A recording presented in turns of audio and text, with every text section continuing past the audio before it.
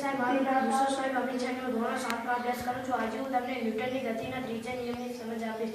આ ગતિ પર પ્રત્યેગાત પર સમાન અને પરસ્પર વિરુદ્ધ દિશામાં હોય છે. એટલે કે જેટલું બળ આપણે કોઈ પદાર્થ ઉપર લગાવે છે એટલો જ બળ તે પદાર્થ આપણા ઉપર લગાવે છે. જેટલું બળ આપણે દિવાલ ઉપર લગાવી તેને ધક્કો મારે છે એટલો જ બળ દિવાલ આપણે વિરુદ્ધ દિશામાં લગાવે છે.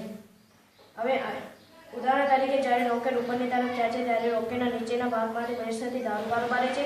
ધુમાડો નીચેની તરફ નીકળે છે અને તેટલો ધક્કો તે રોકેટને ઉપરની તરફ લાગે છે. હવે અહીં જો અમે આ નાળીદાર બનાવી છે જે આ સિદ્ધાંત પર કાર્ય કરે છે. હવે આમાં હું હવા ભરું છું.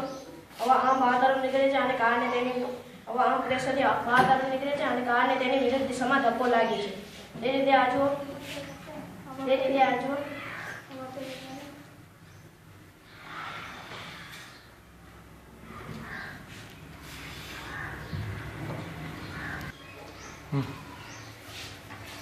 આ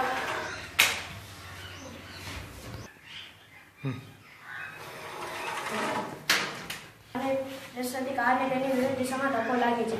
તે જ રીતે આ જો મેં આ ફુગામાં હવા ભરેલી છે. હવે તેને મૂકો છો, જુઓ શું થાય છે. જે દિશામાં ફુગાની હવા નીકળે છે તેની વિરુદ્ધ દિશામાં ફુગો ગતિ કરે છે. આ ઉદાહરણો દ્વારા આપણે સરળતાથી ન્યૂટનની ગતિના ત્રીજા નિયમની સમજ આપીએ છીએ.